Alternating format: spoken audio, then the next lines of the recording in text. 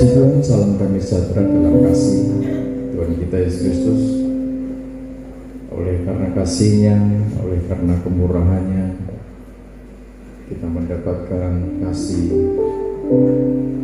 dan anugerah yang berlimpah dari Tuhan. Saudara yang terkasih dalam Tuhan, damai sejahtera kiranya terus mengalir berlimpah-limpah. Damai sejahtera kiranya terus dinyatakan atas pribadi, lepas pribadi, sehingga dari hari ke hari kita merasakan betapa dahsyatnya kesatuan itu. Tuhan memilih kita untuk suatu tugas misi, yaitu menjadi saksi. Saksi tentang apa? Tentang dahsyatnya Tuhan Yesus Kristus, Raja di atas segala raja, Gembala Agung, Imam Besar Agung.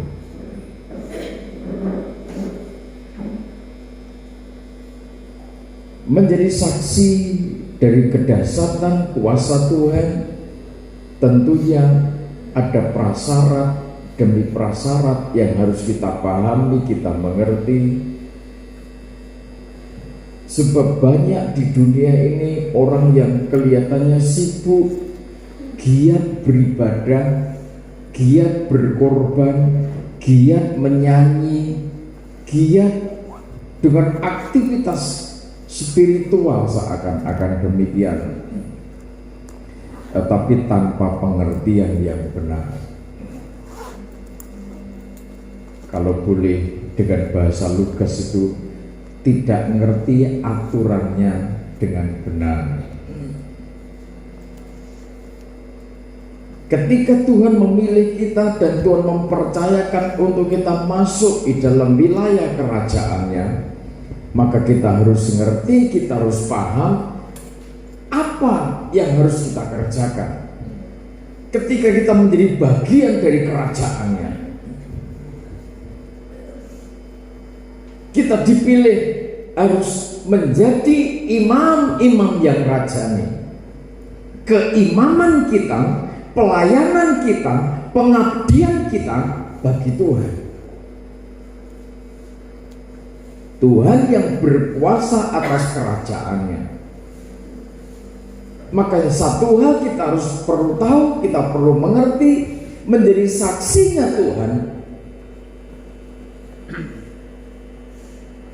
Kita menjadi saksi hidup, artinya dalam kehidupan ini kita merasakan ketika Tuhan itu melindungi kita, ketika Tuhan itu memberi kekuatan, ketika Tuhan itu mengerjakan sesuatu yang di luar akal kita, bahkan sesuatu yang tidak pernah terbatinkan, tidak pernah, sesuatu yang tidak pernah terpikirkan, Tuhan katakan itu disediakan untuk orang-orang yang mengasihi Tuhan.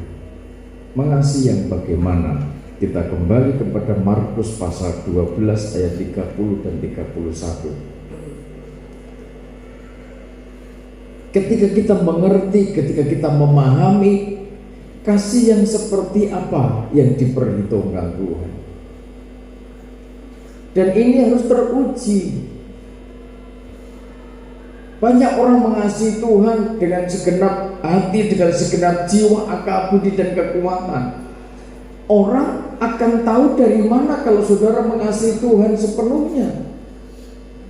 Nanti lewat ujian demi ujian, nanti akan tahu orang ini teruji, sudah matang atau belum, dewasa atau belum. Nanti akan lewat ujian. Ini yang perlu kita pahami. Bagaimana ketika kita menghadapi ujian, nanti ada pelajarannya. Bagaimana ketika kita menghadapi ujian dan kita bisa menyelesaikan ujian dengan baik, kan ada pelajarannya juga, ada cara-caranya. Sebenarnya pengajaran yang Tuhan sampaikan kepada kita sudah begitu komplit, sempurna, sangat memungkinkan untuk kita ini tampil sebagai generasi pemenang abadi. Itu pasti. Namun seringkali karena kebodohan manusia, karena kekerasan hati manusia, sehingga manusia tidak mau memakai apa yang sedang dikerjakan Tuhan. Mari coba dibaca Markus pasal 12 ayat 30 dan 31. Markus 12 ayat ke-30.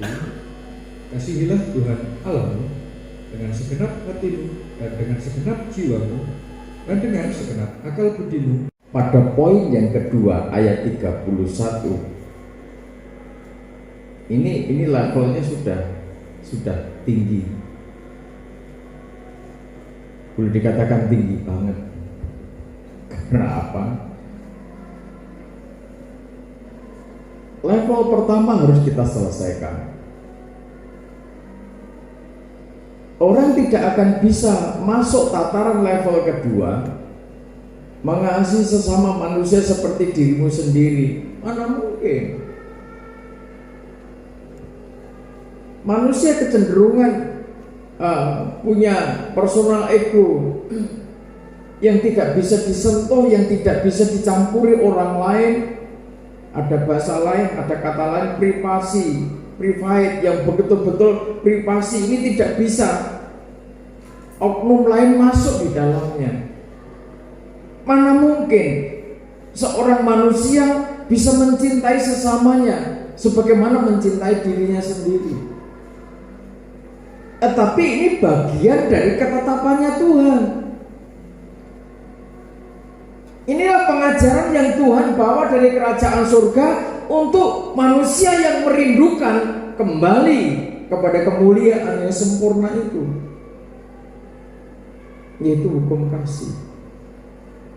Oke, bagaimana kasih kita teruji? Hati, jiwa, akal budi dan kekuatan kita dinyatakan dewasa sehingga teruji.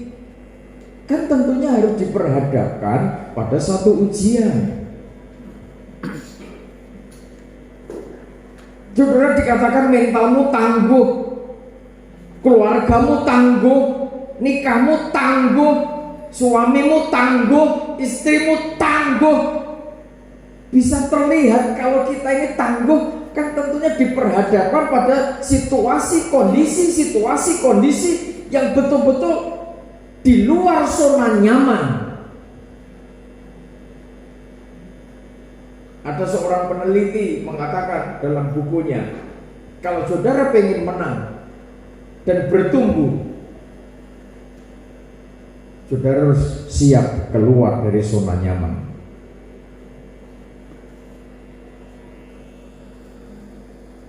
Selagi saudara tidak mau keluar dari zona nyaman, saudara bukan seorang pemenang. Penulis buku itu mengatakan demikian.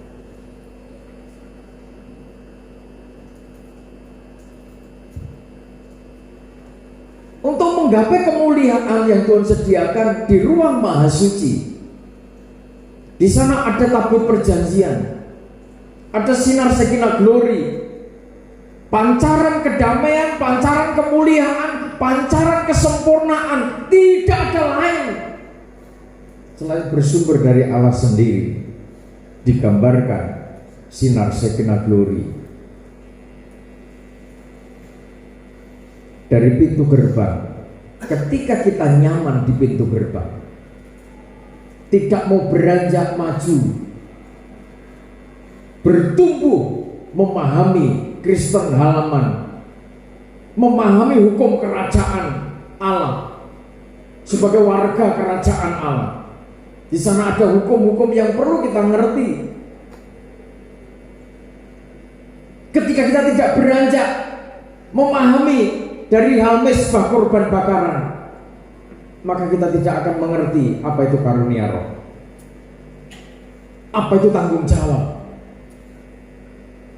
Ketika kita tidak beranjak dari meja roti sajian, dari kepelitaan, dari pelita emas, maka kita tidak akan ngerti yang namanya hikmat marifat yang disempurnakan di dalam kasih. Banyak orang mencari, pengen mencapai tataran hikmat dan makrifat. Tetapi manusia kebanyakan tidak mau meninggalkan zona nyaman. Saya tidak mau berat-berat menghadapi proses. Saya sudah legowo begini saja. Padahal Tuhan punya pola. Kalau mau mencapai kesempurnaan hikmat ma'rifat, manusia harus meninggalkan zona nyaman, berproses dari tahapan kepada tahapan yang lebih lanjut, tidak berhenti di pintu gerbang. Mengasihi Tuhan dengan segenap hati, dengan segenap jiwa, akal, budi, dan kekuatan. Segenap itu semua, seluruh. Ini satu kolaborasi yang tidak terpisahkan. Membangun SDM, sumber daya manusia, itu tidak cukup, tidak sebatas saudara membekali anak-anak dengan ilmu pengetahuan, matematika, fisika, biologi, sosial, budaya, dan banyak ilmu-ilmu yang perlu kita pelajari di dunia ini. Tidak cukup sebatas itu yang perlu kita sampaikan untuk membekali anak-anak kita. Bagaimana mereka harus hidup ke depan nanti. Tidak salah kita menyekolahkan anak-anak. Itu bicara akal budi. Pikirannya supaya di-refresh terus, diisi dengan ilmu-ilmu sekuler. Tetapi ketika hatinya, jiwanya tidak dibangun, maka kita sedang membiarkan generasi bangsa ini menjadi generasi yang bodoh, menjadi generasi yang siap untuk menanggung kekalahan, siap untuk menanggung kehancuran pada masa depan mereka. Supaya dari hidup saudara pribadi lepas pribadi melahirkan generasi-generasi yang tangguh, dikatakan generasi pemenang abadi. Generasi pemenang abadi adalah pribadi-pribadi yang hatinya dibangun, jiwanya dibangun untuk mengasihi Tuhan. Karena seluruh alam ini terjadi oleh karena kekuatan Tuhan sendiri. Mungkin saudara ada yang dapat informasi, hari ini ada badai. Ada yang dapat info? Ada? Sudah tahu ya? Hari ini ada badai.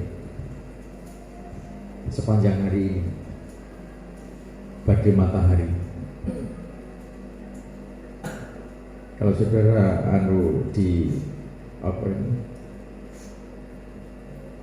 buka informasi dari BMKG,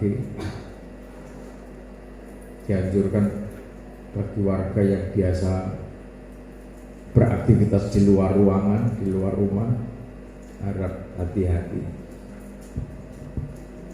Sinar ultraviolet yang membahayakan kulit itu ada durasi jamnya, jadi beda-beda. Yang paling bahaya itu jam berapa sampai jam berapa, saya lupa.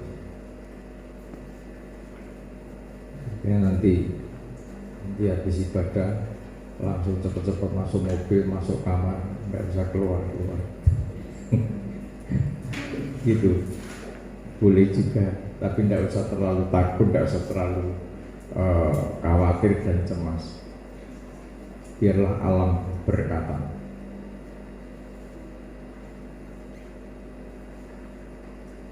Biar bulan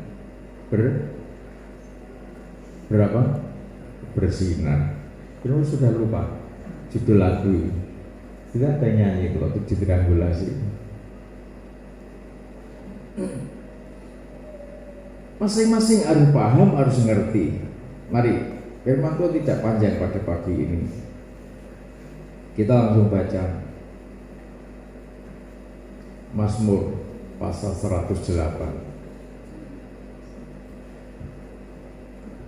Mazmur pasal 108.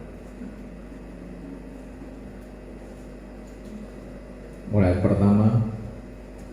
Mazmur 108. Syukur dan doa. Nyanyian Mazmur Daud. Hatiku siap ya Allah, aku mau menyanyi, aku mau bermazmur. Bangunlah, hai jiwaku. Ya. Bangunlah, hai gambus dan kecapi. Ya. Aku mau membangunkan pacar. Ya, jadi kita harus siap. Dari mana persiapannya? Dari hati. Hatiku siap ya Tuhan. Hatiku siap untuk menyanyi. Aku mau bermazmur. Dikatakan bangunlah hai jiwaku.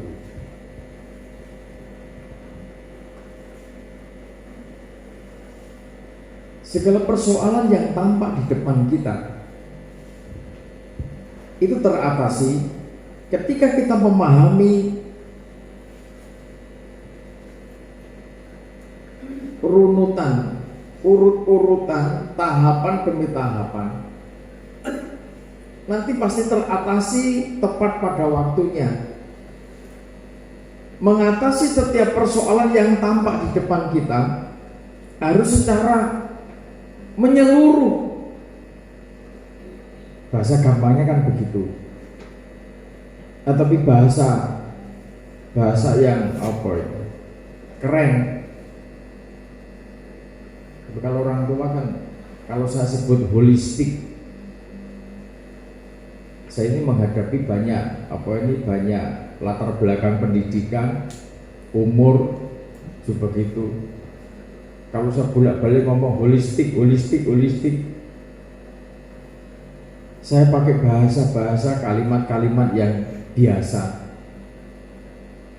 Yang penting firman bisa dipahami, bisa ditangkap dengan mudah. Daripada saya pakai bahasa yang tidak bisa dipahami, ketoknya keren. Oh, ketoknya pengkhotbah pinter. Oh, pakai bahasa asing. Tapi jemaah orang ngerti, saya pilih di mengundang tamu dari luar negeri. Rekan-rekan hamba Tuhan dari luar negeri bukan berarti tidak boleh ke tempat kita, boleh beberapa kali ke tempat kita kan. Dari Filipina pernah, dari India pernah, dari Uganda pernah, dari Australia pernah di sini pelayanan. Bukan berarti kita tidak menghargai mereka, memang bahasa mereka seperti itu, ada translatornya. Di dalam keseharian, dalam ibadah rutin, saya selalu sampaikan dengan kalimat-kalimat yang gampang banget dipahami, supaya sudah lebih memahami, lebih gampang, karena saya menghadapi berbagai latar belakang pendidikan. Jadi bangunlah jiwaku. Sebelum itu hatinya disiapkan. Masalah apa saja yang kita hadapi, maka berangkat dari hati, berangkat dari jiwa yang harus dibangun. Kalau hati kita sudah ditenangkan, hati kita adalah hatinya seorang yang erat, intim, dekat dengan Tuhan, ditambah jiwanya bangun. Kenapa kadang kan orang beribadah, kadang memuji Tuhan, nggak tahu itu pujiannya itu meriah, pujiannya itu slow, pujiannya itu mau dengan tempo seperti apa, model apa. Kalau jiwa seseorang, maaf, tidak normal, sekalipun di tengah-tengah kemeriahan, ngantuk tetap ngantuk.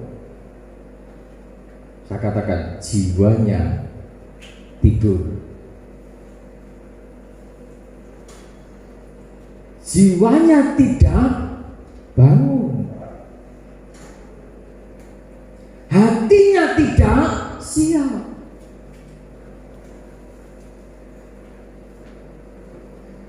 Mendengarkan firman ada ngantuk-ngantuk, ada saatnya saya jalan. Saya khotbah di samping saudara. Kan tetap teler. Bukan karena kurang vitamin, tetapi hati dan jiwanya yang mengalami permasalahan. Ada persoalan di dalam hatinya, ada persoalan dalam jiwanya. Kalau dibiarkan berlanjut, namanya nanti sakit jiwa. Penanganannya di rumah sakit jiwa.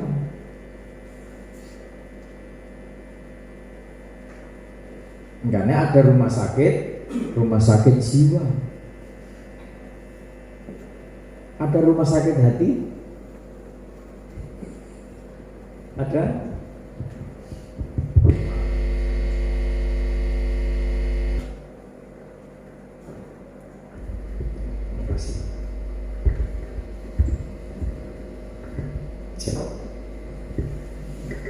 Biar tidak cengeng.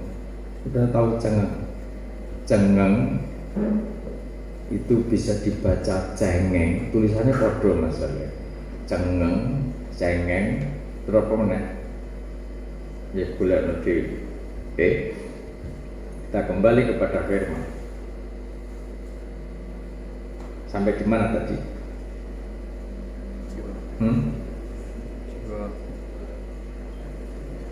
Rumah sakit jiwa, oke.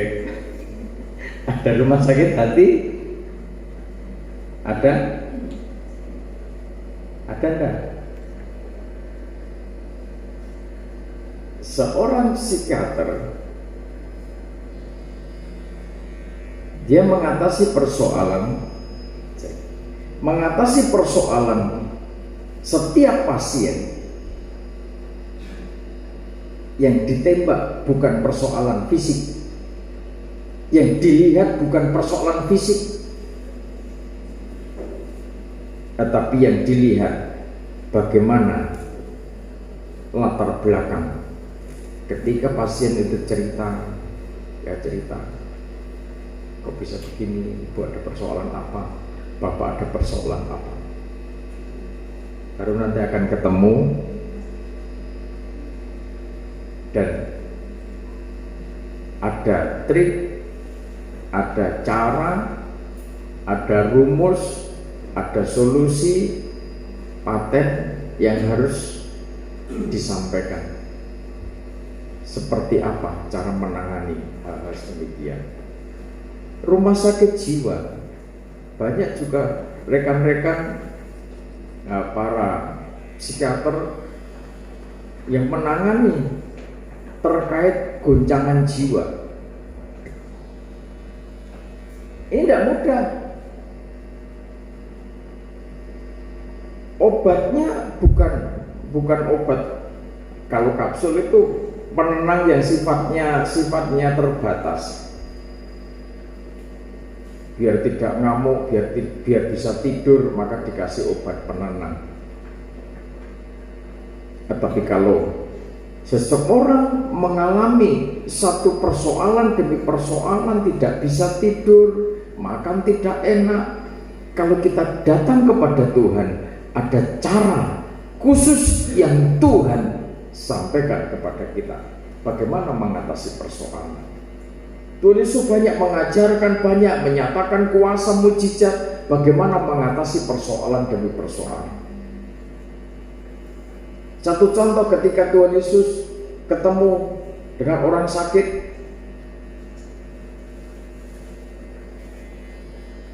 ketemu dengan seorang ibu, berdoa, memohon kemurahan Tuhan untuk anaknya yang sakit. Tuhan katakan, besar imanmu hai ibu, anakmu sekarang sudah sembuh.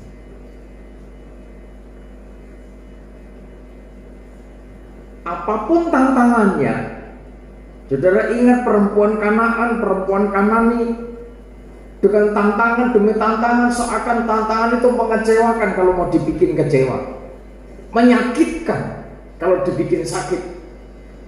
Bahkan Tuhan sih mengatakan tidak pantas, tidak layak mengambil roti yang jatahnya untuk anak diberikan kepada anjing. Tuhan sendiri seakan mengecewakan toh dengan jawabannya seperti itu. Tetapi kalau kita kembali kepada pemazmur, mengatasi persoalan demi persoalan, maka kita harus kembali kepada hati kita. Hati yang bagaimana? Hatiku siap, ya Tuhan,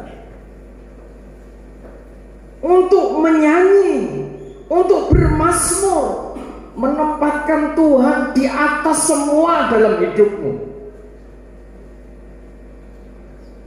Bangunlah hai jiwaku, bangunlah hai gambus dan kecapi, aku mau membangunkan fajar. Masa depan yang cerah itu akan mulai memancar ketika kita siap, ketika jiwa kita bangkit.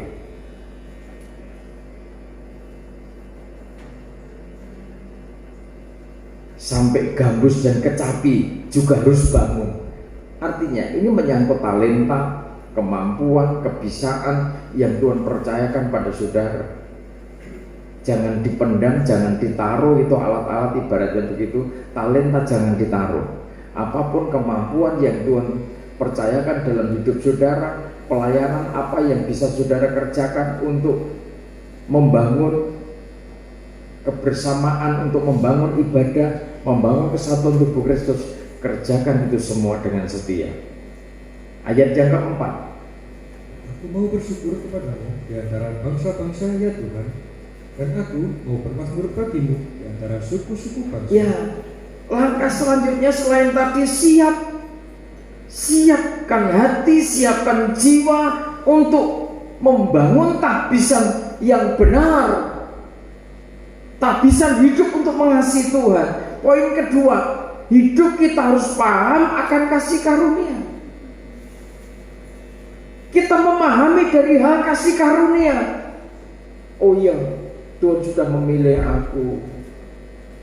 Coba kita lihat, setiap kondisi terjadi di sekitar kita,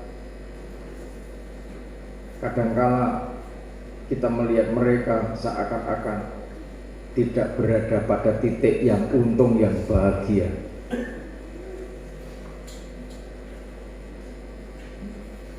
Saya ikut istilahnya betul-betul tersentuh hati ketika ada kecelakaan, dua-duanya meninggal orang tuanya, sementara anaknya masih kecil, yang barusan terjadi di Jombang.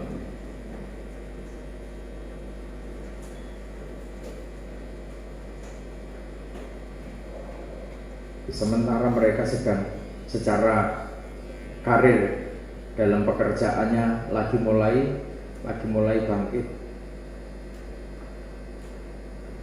lagi mulai menata bagaimana mau beli rumah dan lain sebagainya, lagi mau menata karena sudah mulai bisa bangkit. Diambil dalam waktu sekejap, orang tidak nyangka kan. Di sisi lain, kadang peristiwa-peristiwa mengejutkan terjadi yang sebenarnya seakan tidak mungkin terjadi, tapi kenyataannya terjadi. Coba kita bersyukur, kita melihat situasi dunia yang sedemikian, kita belajar bersyukur kepada Tuhan. Di antara bangsa-bangsa, saudara masih termasuk bagian orang yang bisa bersyukur, bisa beribadah, bisa memuliakan Tuhan, bisa hidup bersama suami, bersama istri, bersama keluarga. Apapun tantangan, ujian itu berjalan mengikuti, dan semua akan mengalami ujian demi ujian itu. Bagaimana kita mengasihi Tuhan, bagaimana kita mengasihi Tuhan dengan segenap hati, jiwa, akal, dan kekuatan itu. Otomatis kita mengasihi keluarga. Sedemikian firman Tuhan dinyatakan atas kita. Kalau kita mengasihi Tuhan dengan segenap hati, jiwa, akal, dan kekuatan itu bukan berarti kita tidak mengasihi keluarga. Justru kita sangat dibangun untuk mengasihi keluarga. Pendusta besar kalau mengatakan mengasihi Tuhan dengan segenap hati, jiwa, akal, budi, dan kekuatan, tetapi keluarganya tidak dikasih. Tidak seperti itu. Justru karena kita mengasihi Tuhan, dibawa segala-galanya untuk Tuhan, artinya kita pasti dengan tujuan apa? Kalau kita mengasihi Tuhan dengan sepenuh hidup kita akan mengalirkan kekuatan kasih itu. Kita akan dipakai mengalirkan kekuatan yang dahsyat itu, kekuatan kasih yang memancarkan damai, yang memancarkan kesejahteraan, yang memancarkan ketenangan. Anakmu, bojomu pasti merasakan.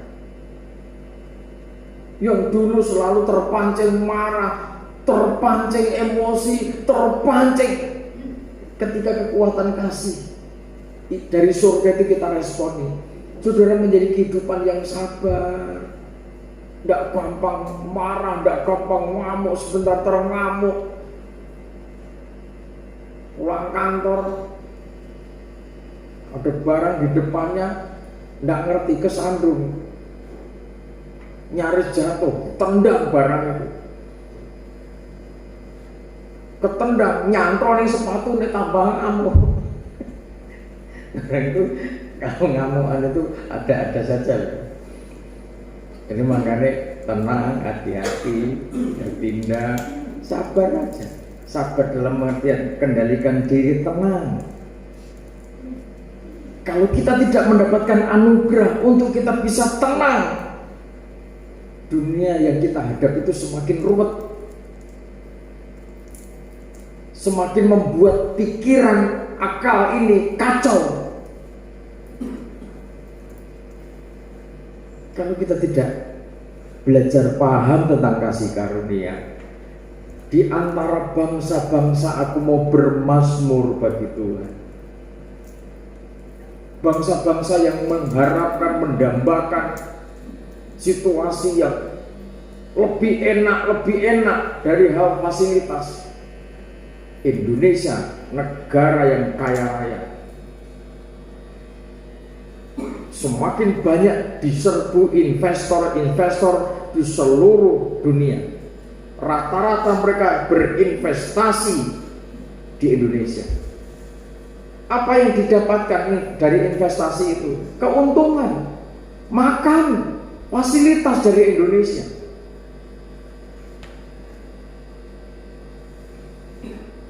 Kalau kita tidak punya, sebagai anak bangsa, kita tidak punya kekuatan kasih intim dengan Tuhan, sudah tidak bisa mengambil bagian membangun negeri ini. Di kampung saudara sudah tidak bisa menjadi saksi. Menjadi saksi bukan berarti teruang tampil kaya secara materi. Apa boleh kaya? Saya ditanya orang, apa kita tidak boleh kaya sebagai orang Kristen? Boleh, siapa yang melarang? Tapi kalau karena kekayaan sehingga sudah tidak bisa melayani Tuhan, itu yang tidak boleh.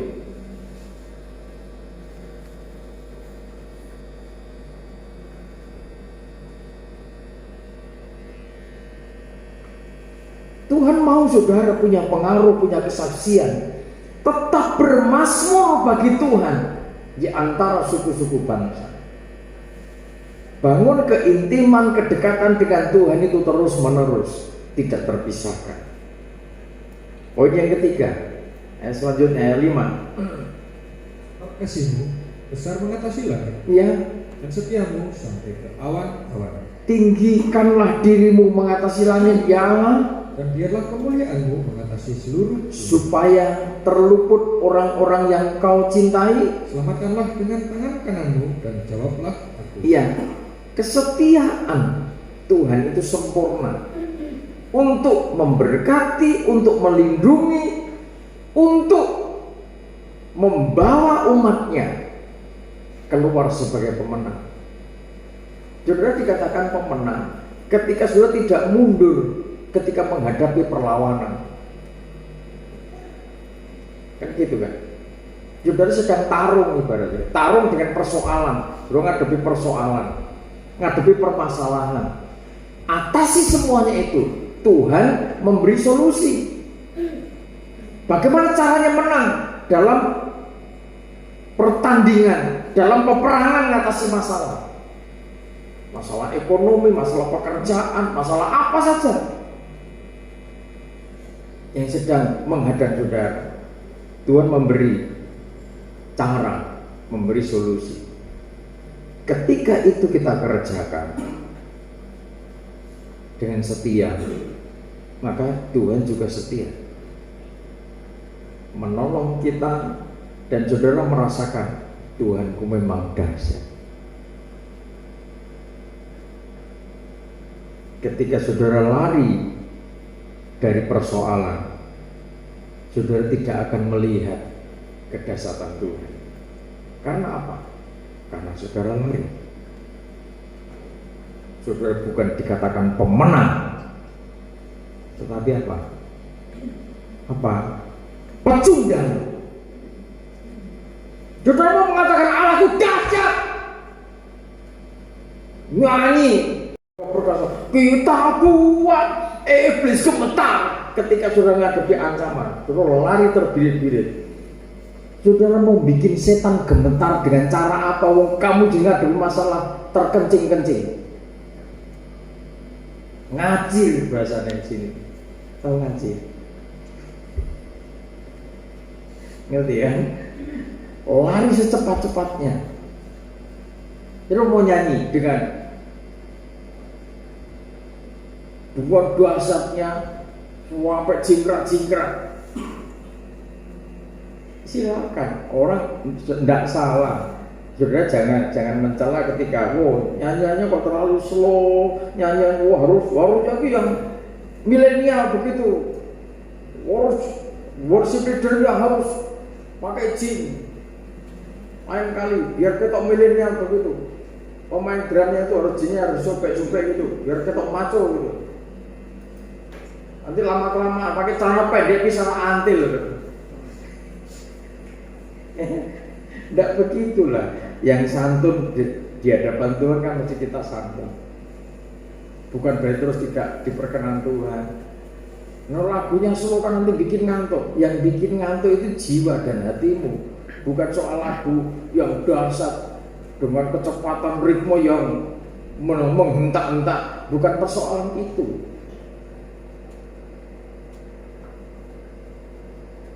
Kita ingat, saudara lihat tubuh saudara yang selalu gaduh, terus gerak, terus apa namanya? Apa namanya? Apa? Jantung. Caranya jantung bekerja, caranya jantung melayani organ yang lain, ya seperti itu. Jangan bilang, kamu kok gaduh? Nombok berhenti, coba. Kamu pernah mandek jantungmu, hatimu yang hati kan tetangga toh. Hati atau liver dengan jantung dekat apa enggak? Dekat. Tetangga itu, tetangga dekat itu.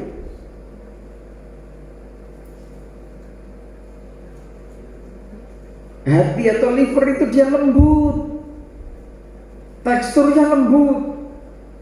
Cara kerjanya nggak seperti jantung. Cara melaksanakan pekerjaan, cara memuliakan Tuhan nggak seperti jantung. Otak beda lagi. Otak juga dengan lembutnya. Saraf juga beda lagi. Arti saraf tidak pernah terganggu dengan cara kerjanya jantung. Mereka saling memahami. Oh ya, caranya memuji, cara mau menyelesaikan pekerjaan dari Bapa, ya seperti itu, kerjakan dengan tuntas. Amin. Kita tidak bisa mencela satu sama lain, menghakimi. Oh, caramu kok seperti itu, salah itu. Semua punya cara untuk memuliakan Tuhan. Agungkan Dia, tinggikan Dia, sebagaimana Tuhan mempercayakan itu kepada saudara. Nama Tuhan dimuliakan. Amin.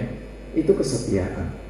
Kesetiaan Tuhan itu menyelamatkan orang-orang yang dicintai. Teruskan. Tuhan punya waktu untuk bertindak di tengah-tengah umatnya. Ayat 8. Allah telah berfirman di tempat kudusnya, Aku hendak beria-ria, aku hendak membagi-bagikan Sikem, dan lembah Sukot hendak kuukur. Gilead punyaku, Manasye punyaku, Efraim ialah pelindung kepalaku, Yehuda ialah tongkat kerajaanku, Moab ialah tempat pembasuhanku. kepada Edom aku melemparkan kasutku, dan karena Filistea aku bersorak-sorai. Ada saatnya Tuhan itu membagi-bagikan berkat. Ada saatnya Tuhan itu berbagi wilayah.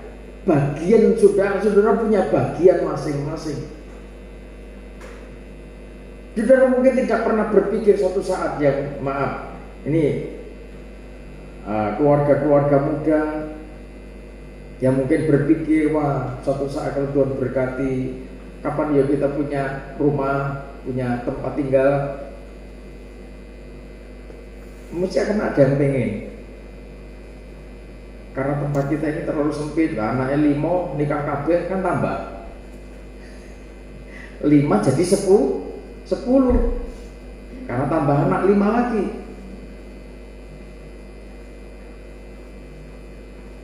Dari 10 ini nanti tambah 1, namanya cucu. Tambah lagi. Saya percaya saudara punya kerinduan suatu saat, mungkin kalau Tuhan berkati, kapan ya punya? Saya dulu sama Ibu Gembala, saya tidak pernah berpikir bagaimana satu saat punya base camp, punya tempat yang cukup.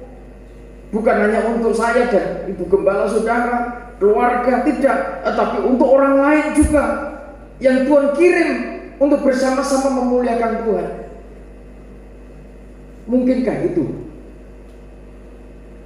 Ketika belum lama gembala ini nikah, berpikirnya rasa mikir ngono-ngono. Kita jalani aja dengan setia. Kita belajar setia, kita belajar bertekun melayani ini. Kita rasakan prosesnya, kita nikmati prosesnya. Jalan kaki keliling Gang Mojokerto. Saya jalan kaki. Pernah saya? Waktu masih di sana, jalan dari tempat ke tempat. Tahun 96 awal, pulang lewat jalan raya bypass itu, saking kecapean, duduk di pinggir jalan itu, bertanya dalam hati, Tuhan, prosesnya seperti ini. Apa salah kalau saya minta bukti? Bukan tidak percaya, percaya. Tuhan mengutus hamba di Mojokerto ini. Mungkinkah suatu saat nanti Tuhan berkati tanah di sekitar situ? Saya tunjuk dari posisi saya duduk di sini ke sana. Saya bertanya lagi, terus uang dari mana untuk beli itu Tuhan? Roh Kudus meneguhkan, jalani dengan setia, nikmati proses salib itu. Bertekunlah di tengah-tengah goncangan, bertekunlah di tengah-tengah penderitaan, himpitan yang dahsyat. Saya belajar, kami belajar setia, kami belajar apapun kondisinya. Keguncangan terjadi di tengah-tengah jemaat, keguncangan terjadi di tengah-tengah pelayanan.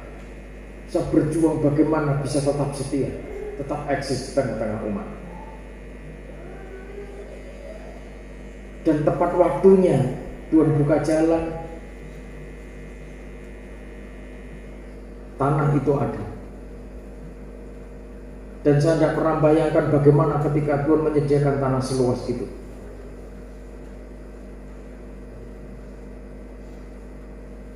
yang perlu kita kerjakan, yang perlu kita pahami, bagaimana kita belajar setia.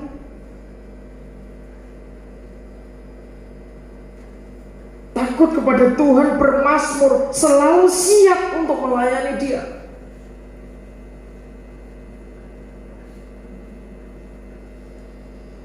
Saya tahu kalau saya tinggalkan proses, saya tinggalkan persoalan, saya lari ke tempat lain, dari tempat ke tempat, saya terlalu yakin Tuhan akan lebih marah dan mencambuk saya. Maka saya tidak lakukan itu. Saya cukup melihat orang yang dicambuk Tuhan karena ketidaksetiaan. Saya cukup melihat, mendengar kesaksian dari orang-orang yang meninggalkan tanggung jawab ketika Tuhan utus, dan kondisinya tidak semakin baik.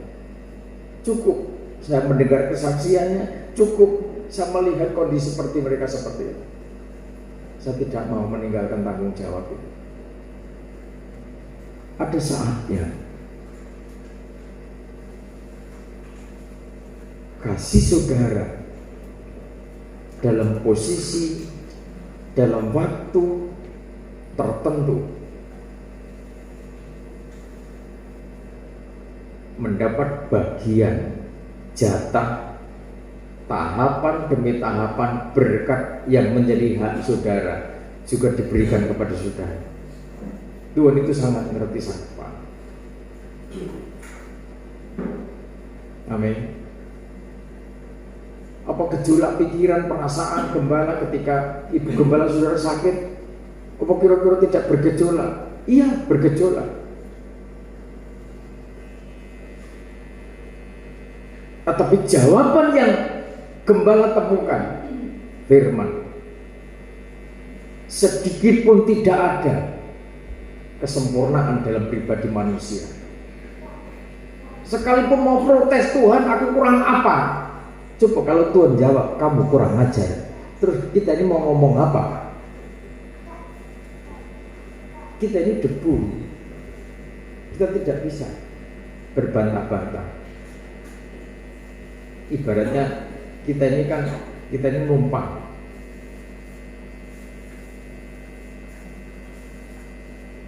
Umpama begini, tegakah, adakah bahwa anak buah bisa ini bapak sing ganteng dewe di sebelah saya,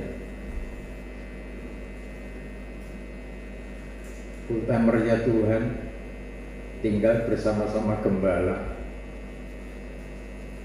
satu komplek. Mungkinkah dia punya kebencian dengan pemimpin komplek?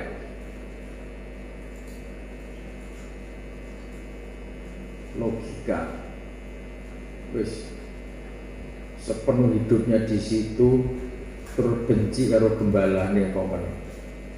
Nanti sebutannya apa kalau begitu? Apa? Umpama, mungkinkah terjadi begitu? Nanti hubungannya dengan Tuhan manusia juga begitu. Manusia kadang-kadang tidak sadar, tidak tahu berterima kasih. Andai kata saudara mau beli oksigen, kapan bulan apa yang rame-rame Juli, oksigen sampai terlambat saja, orang mau membayar harga demi satu tabung oksigen jutaan. Nek dihitung, diukur berapa juta per bulan saudara membayar oksigen. Tuhan kasih gratis.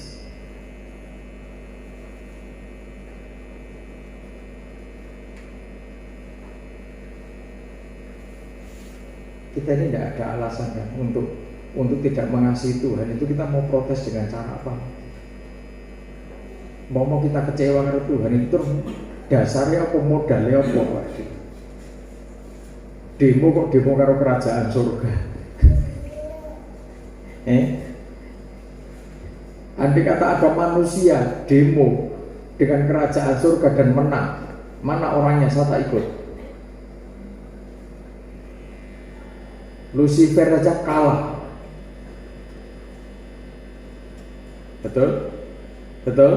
Lucifer saja kalah telak. Nah, Lucifer itu petinggi kerajaan surga, jenderalnya kerajaan surga, pemimpin praise and worship-nya kerajaan surga itu Lucifer.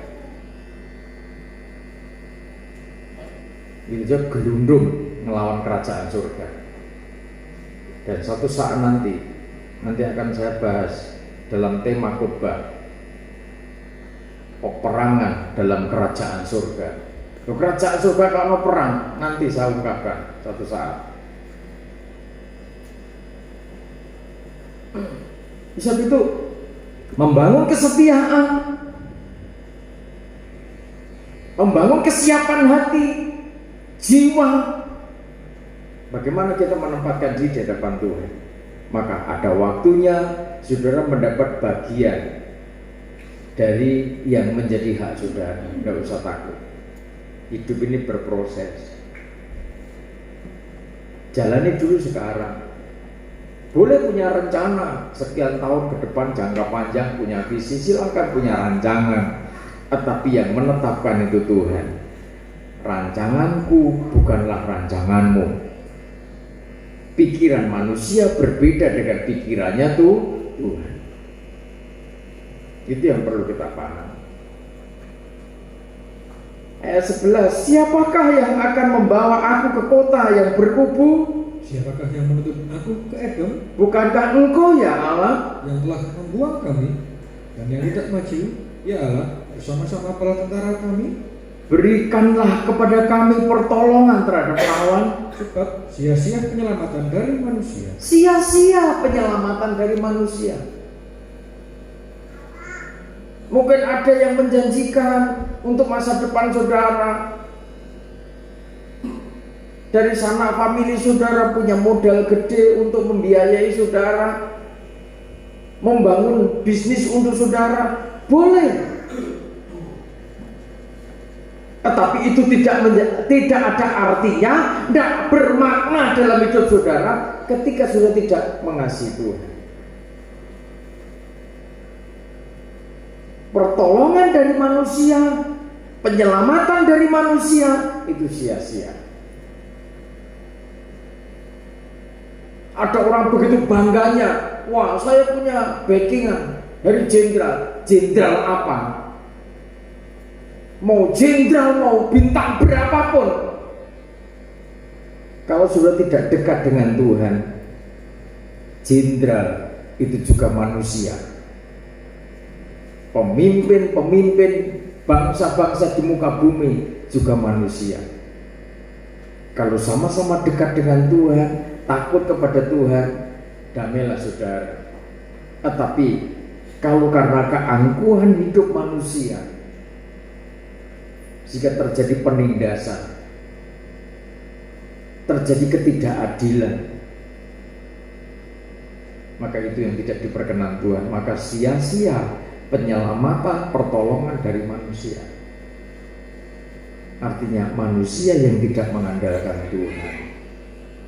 Bersyukur ketika saudara bisa hidup bersama-sama di dalam kemuliaan Tuhan.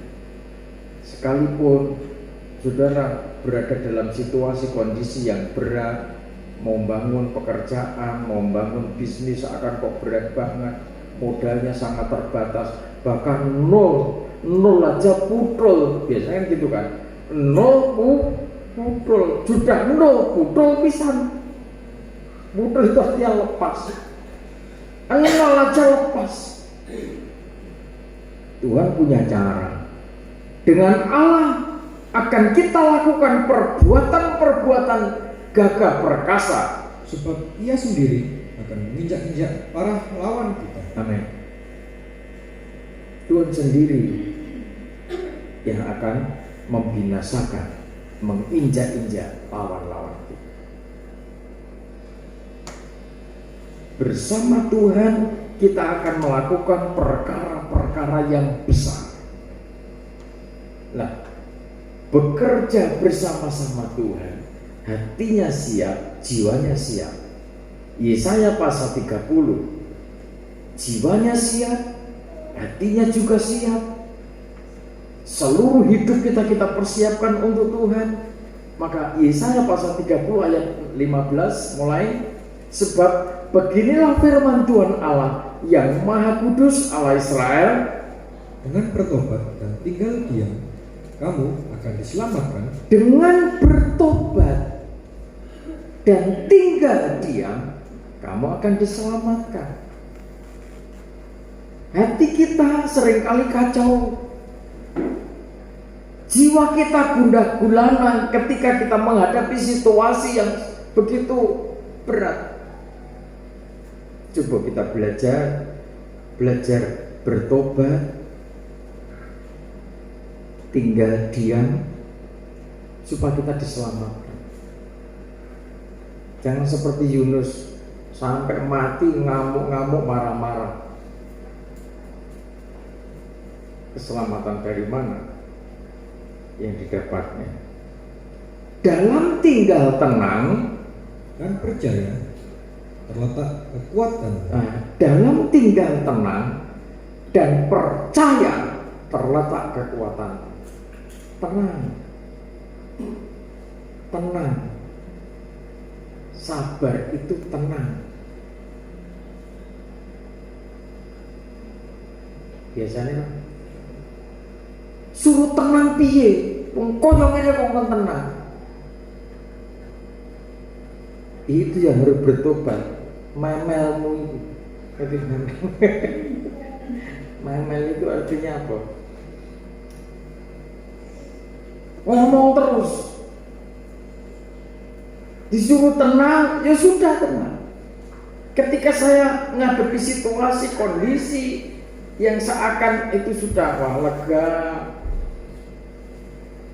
seakan-akan tinggal menata lagi, tahu-tahu masuk dalam situasi. Gembala saudara waktu itu sakit dalam kondisi seperti itu.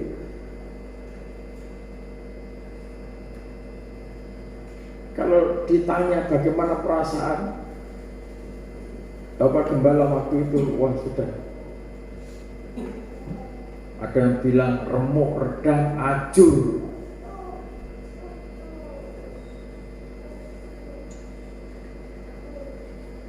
Ya, seakan-akan.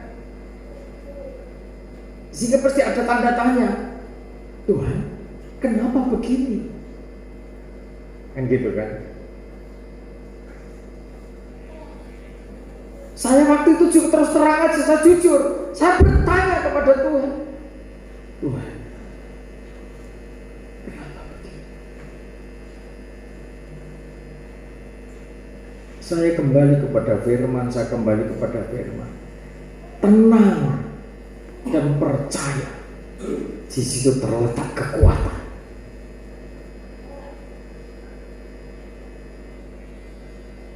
Saya melihat situasi, kondisi ibu gembala saudara sakit di depan saya tunggui. Saya melihat langsung ini secara logika tidak mungkin.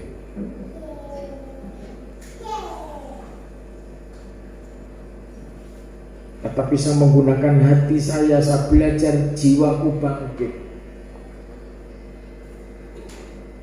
Sebagaimana firman Tuhan ajarkan, semua miliknya Tuhan. Kalau dalam hal ini Tuhan mendidik hamba untuk belajar tenang, belajar sabar, belajar lebih mengasihi lagi, belajar percaya, terserah suka-sukamu Tuhan.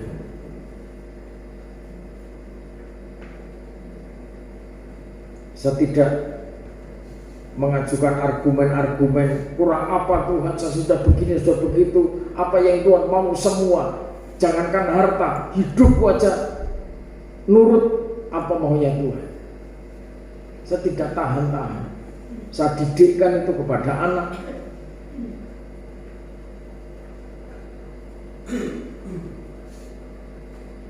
Supaya nanti ke depan ini loh, ritme pelayanan itu seperti ini.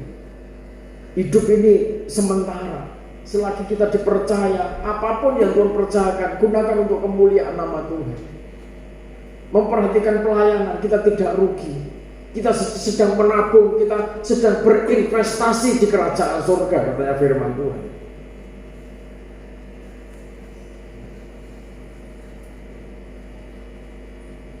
Bertobat, maka kita dapat keselamatan. Tinggal tenang dan percaya ada kekuatan. Tenang. Kita dididik tenang dalam situasi yang sedemikian. Kadang kita kan tidak bisa tenang, bisa memahami. Setahap demi setahap kita tenang. Sudah bayangkan, saya pernah bersaksi bagaimana ketika saya besok ke rumah sakit, saya melihat bagaimana orang antri sedemikian banyaknya di ruang tunggu sebelah sana, ruang tunggu sebelah sana. Betapa mahalnya, betapa berharganya kesehatan kita. Jika satu saat ketika saya sendiri, mereka sampai bersaksi berjam-jam sampai dari pagi sampai malam, ada yang antri dari pagi sampai malam. Saya dengar ceritanya saja ngeri, saudara. Tetapi satu saat saya dibawa kepada situasi seperti itu. Antri dari siang sampai malam, siang sampai malam. Bahkan jam 3 pagi ketika saya ngantar Ibu Gembala Saudara, saya bayangkan bagaimana tiap hari harus ke Surabaya, tiap hari, tiap pagi, tidak boleh kosong. Selama 25 kali tiap pagi, jam 2, jam 3 saya sudah di rumah sakit Dr. Ramlan. Saya tidak bayangkan, saya tidak berpikir biaya seperti apa, dari mana itu. Saya jalani aja hari ini, besok untuk wirawiri dan lain sebagainya. Itu seperti apa, saya jalani. Saya belajar tenang, saya belajar sabar. Sementara awal-awalnya saya menghadapi Ibu Gembala Saudara begitu sensitif. Saya tidak banyak bicara, kok ngomong salah, malah salah tangkap juga, malah tidak karuan. Banyak faktor bagaimana saya menata pikiran, saya menata hati, menata jiwa. Jadi kalau gembala berbicara, bukan gembala tidak pernah mengalami, saya mengalami sendiri. Bagaimana menghadapi sesuatu yang tidak mungkin dan itu menjadi mungkin. Manusia tidak bisa melakukan, tetapi ternyata kita dipertunjukkan di depan mata bahwa Tuhan mampu melakukan perkara yang besar itu. Amin. Tuhan mampu melakukan perkara yang dahsyat. Apapun masalahnya, saudara bekerja, baik sebagai pedagang, bekerja di kantor, di perusahaan, dimanapun juga, Yur pasti satu saat akan menghadapi satu persoalan, satu permasalahan yang mestinya tidak mungkin saudara kerjakan. Tetapi ternyata saudara dibawa masuk kepada wilayah itu dan saudara dipakai untuk mengatasi persoalan itu. Itu tidak lepas dari kedahsyatan kuasa Tuhan yang berpihak pada saudara.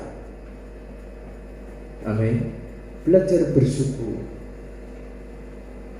Ketika kasih saudara sedang diuji, kecintaan saudara sedang diuji, bagaimana kasihmu terhadap suami, kasihmu kepada istri, kasihmu kepada anak-anak. Dalam situasi anakmu seakan tidak menjadikan saudara senang, dinilai seakan kok anakmu menyusahkan, saudara nilai seakan-akan kok istrimu menyusahkan, dinilai seakan-akan suamimu kok menyusahkan. Coba belajar tenang.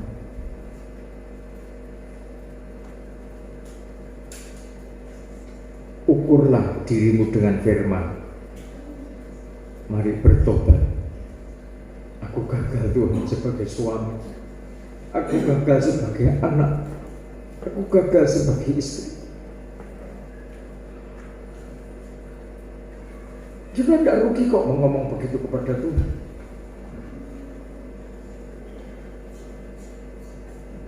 Harga dirimu tidak akan habis, tidak akan lenyap, tidak akan hina.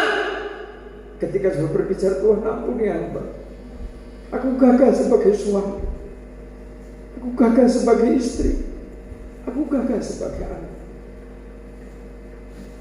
Tidak pantas Aku meninggalkan Tuhan, tidak pantas. Aku menuntut Tuhan, aku ini siapa?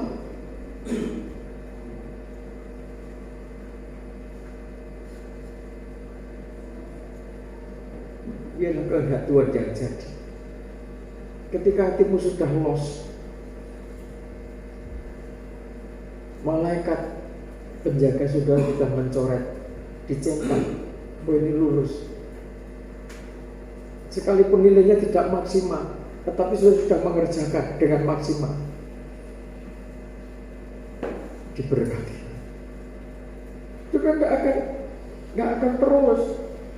Nanti suatu saat ada persoalan yang lebih dasar lagi, sudah jalani aja dengan tenang. Jalani dengan sukacita. Tuhan, ini Tuhan izinkan, berarti Tuhan juga mengizinkan kekuatan itu mengalir. Seiring ada persoalan yang lebih dasar, maka kuasa yang terlampau dasar itu sedang menuju hatimu, dan sudah siap mengalirkan, menendang persoalan itu dengan kuasa Tuhan, bukan dengan akalmu. Amin. Kita pakai berdiri.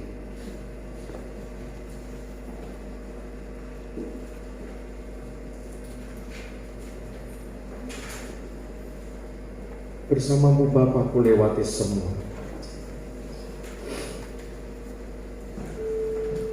Engkau ada bersama.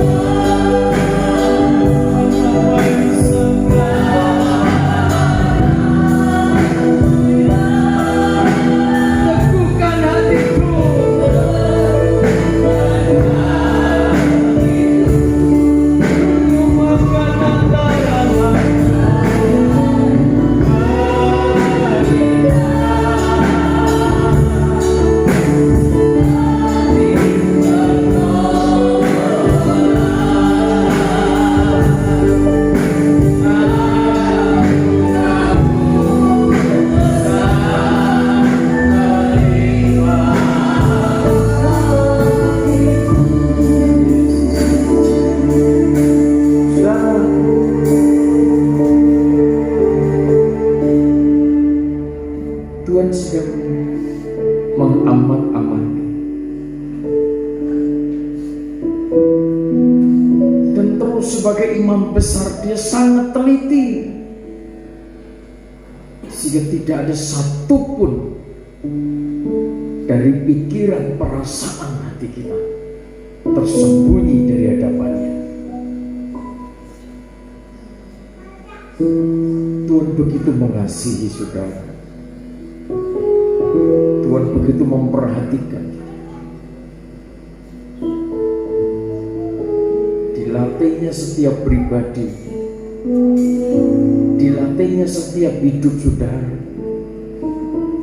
terus menjalani tahapan demi tahapan menuju pada kesempurnaan makrifat yang dikehendaki Tuhan. Olehnya Tuhan memperlengkapi hidup saudara dengan kuasa yang tidak terbatas. Siapkan hati, siapkan jiwa saudara, siapkan akal budi saudara, siapkan kekuatan yang ada pada saudara untuk mengasihi. Bersama-sama dengan Tuhan, Tuhan akan melakukan perkara-perkara yang dahsyat. Saudara akan melakukan perkara-perkara yang ajaib, perkara-perkara yang tidak pernah saudara pikirkan, perkara-perkara dasar yang tidak pernah saudara rancangkan dalam hidupmu. Tuhan sangat paham, Tuhan tahu menyediakan untuk orang-orang yang dikasihi Tuhan.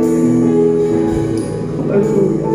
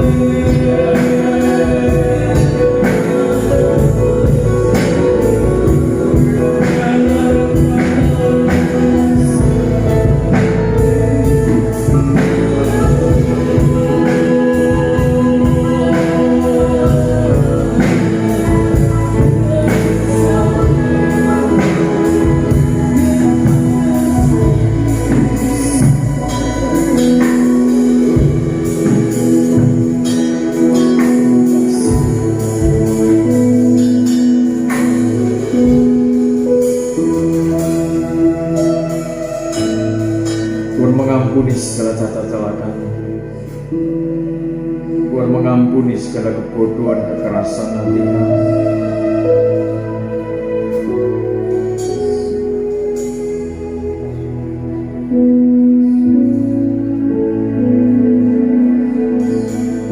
Kami bersyukur kalau sampai saat ini kami ada untuk menjalani, untuk mengikuti proses demi proses yang Tuhan izinkan terjadi demi mendewasakan kasih kami, demi menyempurnakan kesetiaan kami, iman kami, tanggung jawab kami. Terima kasih Tuhan. Terima kasih Tuhan Yesus. Kiranya kuasa-Mu di tempat malam ini, roh kasih kami itu mengalir, sentuhan kasih-Mu melawan menjangkau setiap pribadi umat-Mu yang sampai saat ini berharap akan pertolongan Tuhan atas setiap permasalahan yang mereka hadapi. Apapun masalah persoalan yang mereka sedang hadapi, kami percaya lawatan kasih-Mu menjangkau masing-masing pribadi.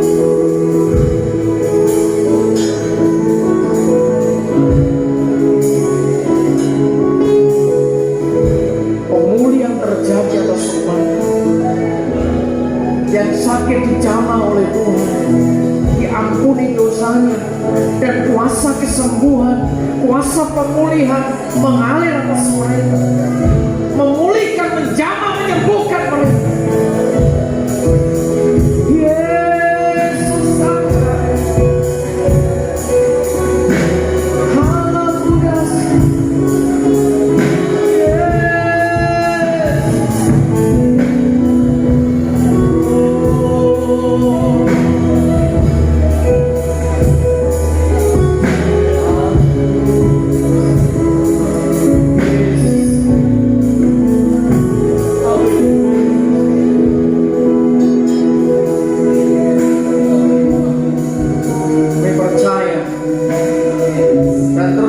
Percaya yang lemah diberi kekuatan baru,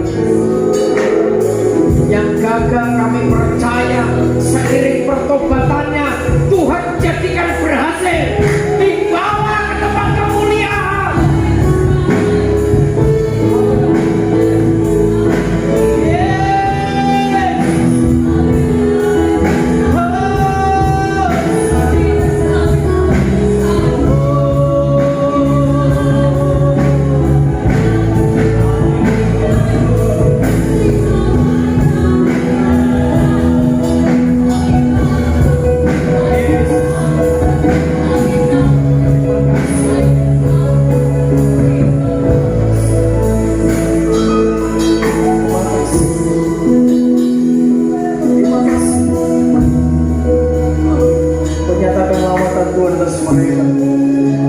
Baik ada di ruangan ini maupun yang di tempat masing-masing, mari Tuhan menjangkau mereka. Roh yang membangkitkan, kekuatan yang dahsyat yang membangunkan jiwa mereka, membangkitkan hati mereka, memberikan kekuatan baru, membawa umat-Mu keluar sebagai pemenang atas setiap persoalan mereka. Terima kasih Bapak, terima kasih. Terima kasih Tuhan memberkati bangsa kami Indonesia.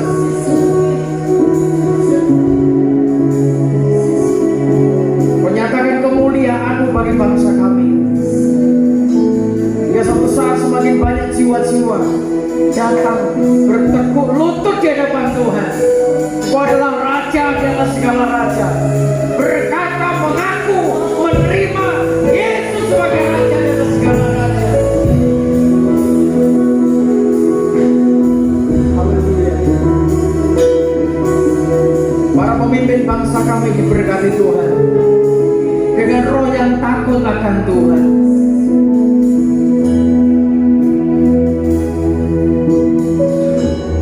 Sampai pemimpin-pemimpin daerah,